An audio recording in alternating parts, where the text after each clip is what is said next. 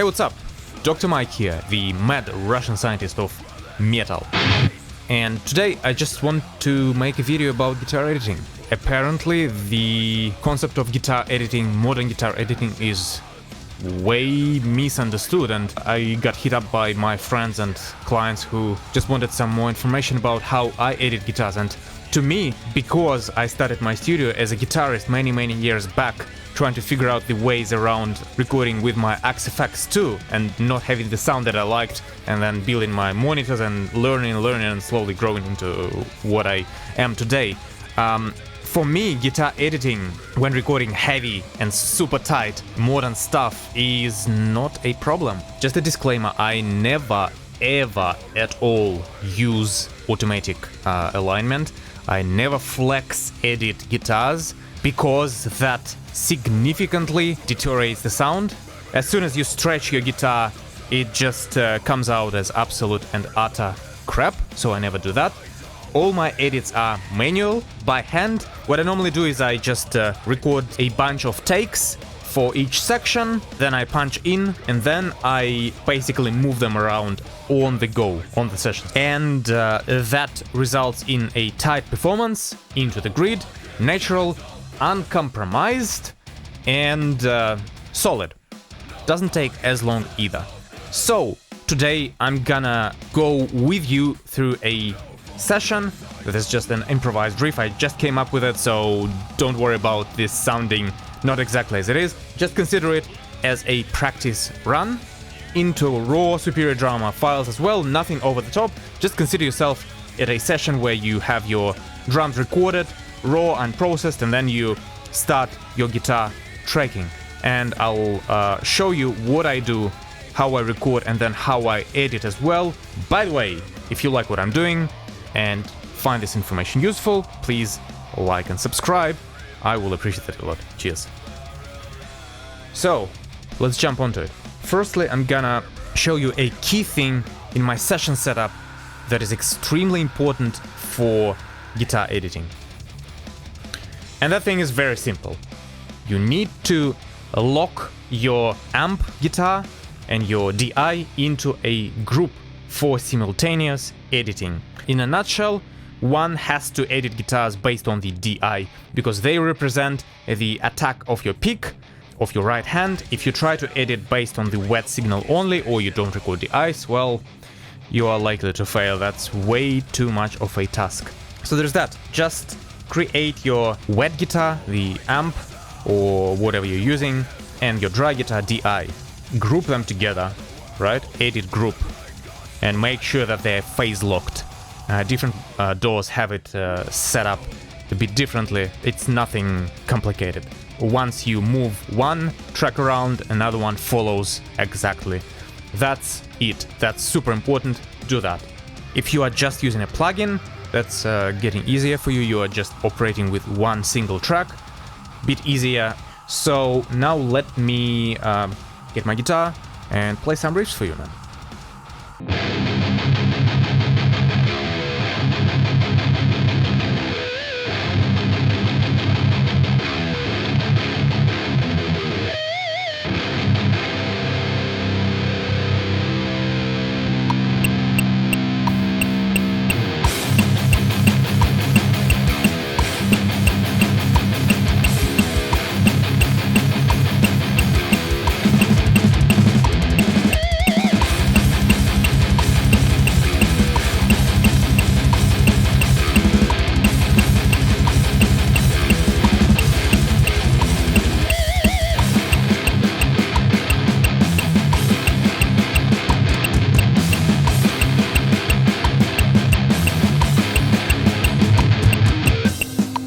So obviously this is not the best take, just an improvised kind of practice run for you.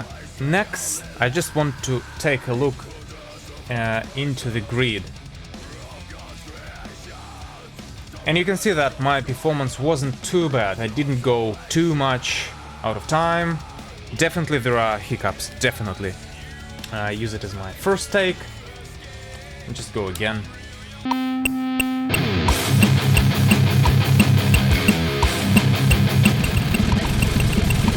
So that was quite a crap tape because I bloody don't know the riff well enough. But I don't want to dwell on this for too long, because this video is for illustration purposes only. I don't intend to show off and, you know, play that riff super tight or anything like that. I just want to make sure that I demonstrate in a good way how to edit such guitars.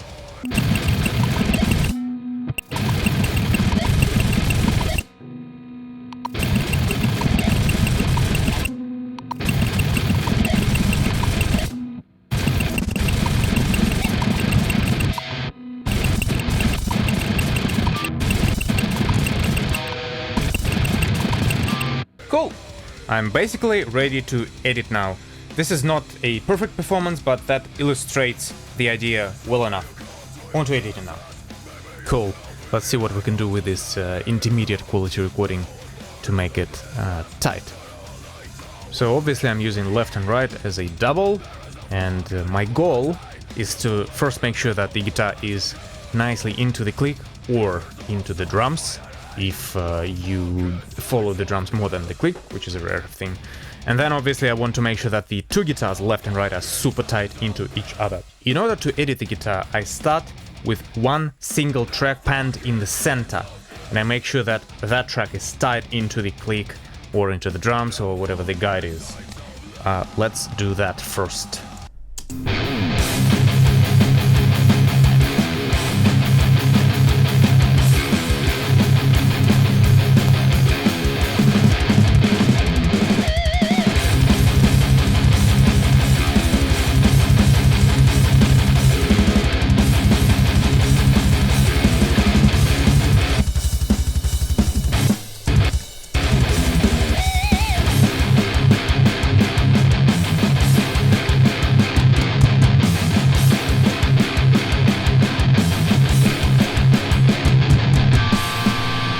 Okay, I went through the track and I marked the areas that I didn't like, that weren't performed nicely, were loose or just noisy. And I was also visually looking at the track as well as the grid. And you can see here, say, this is tight, this one here is a bit late. I want to find the better takes for those fragments that are labeled.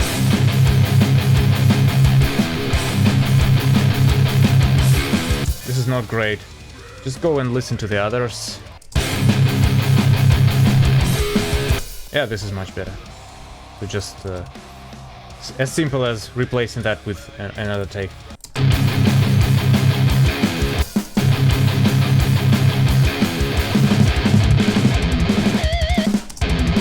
This run is absolute crap.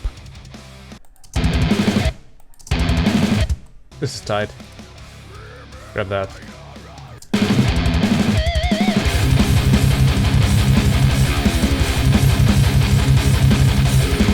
Not great. Great.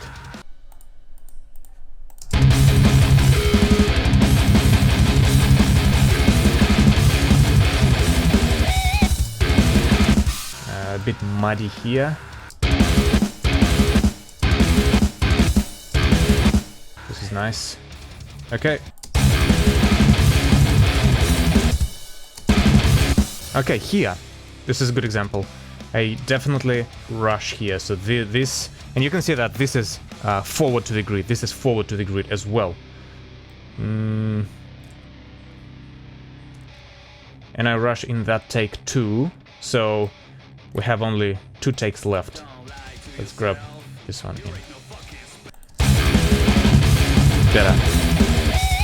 But maybe that's now a little bit late here, as you can see. So here's what I do when this happens. I just carefully move this around, extend the waveforms. That's it. And then we will fade them nicely at the end of the edit. Yeah.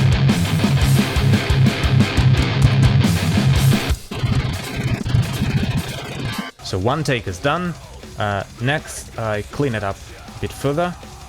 Remove the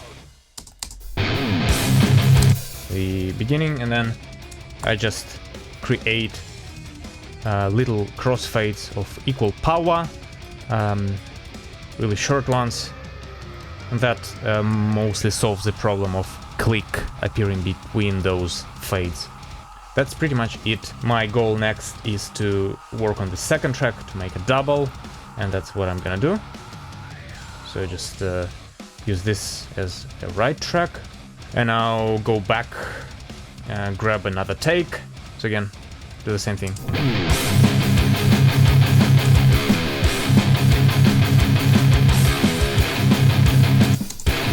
Not nice.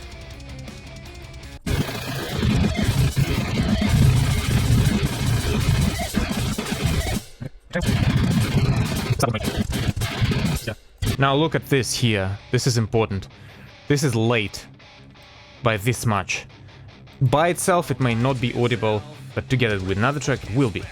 And you can see that I'm late at the beginning, and then I'm a bit late here as well, but then I basically come normally. So I fix this problem. So in that instance you just split it at where you think the problem starts to disappear, and then just carefully move it back, not too much, not by too much, and then extend and carefully crossfade.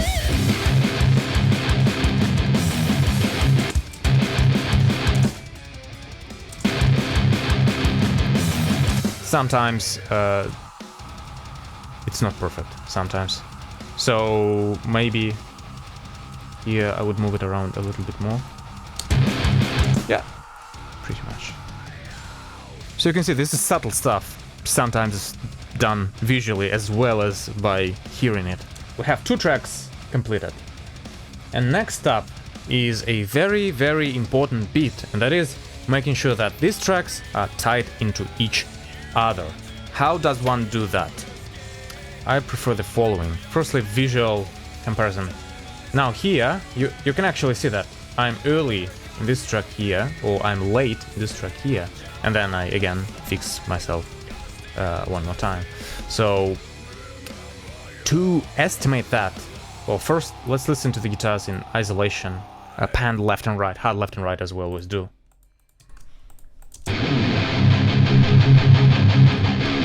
I can hear the problem, but you can't hear it too well. If we pan them center though, you can hear that in this bit here it becomes tight, but in this bit here it's really freaking loose, man. So just move it around carefully again. Bit of an overlap. There we go.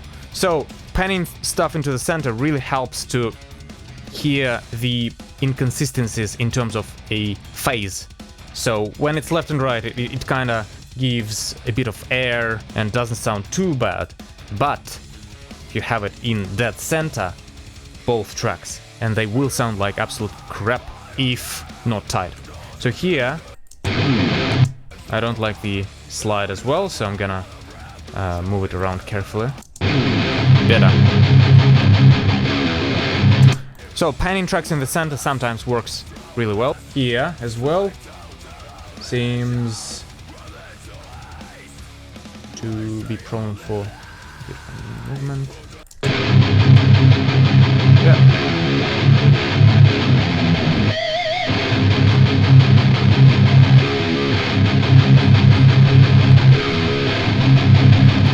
Here, I just heard something. So sometimes just using a separate take, as I've done here, this is one take which I merged, and this is the other take. So I just used a tail of a different take, and it seems to merge better with the other track. Yeah, here, don't like that. I became looser and looser. Where though? Seems like this one is a bit rushed.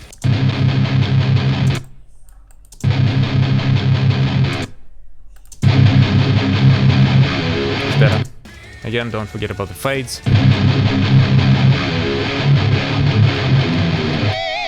This is not great either. This is late. Again, same thing. That's better.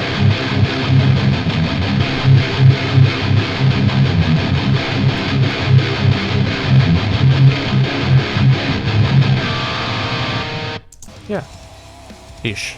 Pan them left and right. Let's check it out with the drums.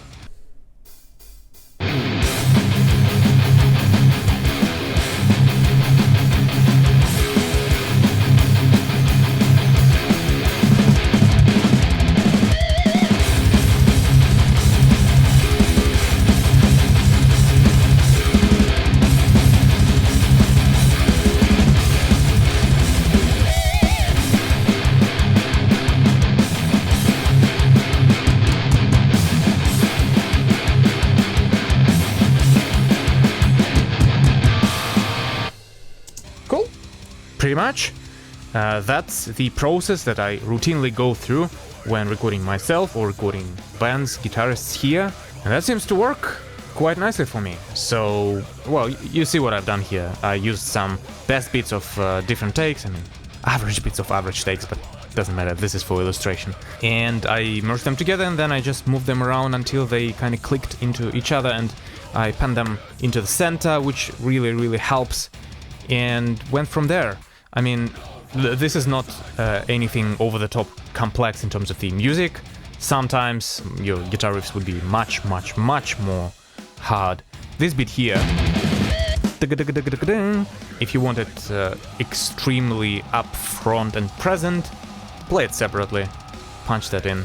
And especially if you, as a guitarist, are struggling, if you are less experienced, you may want to track in separate fragments in such bit here on palm mutes.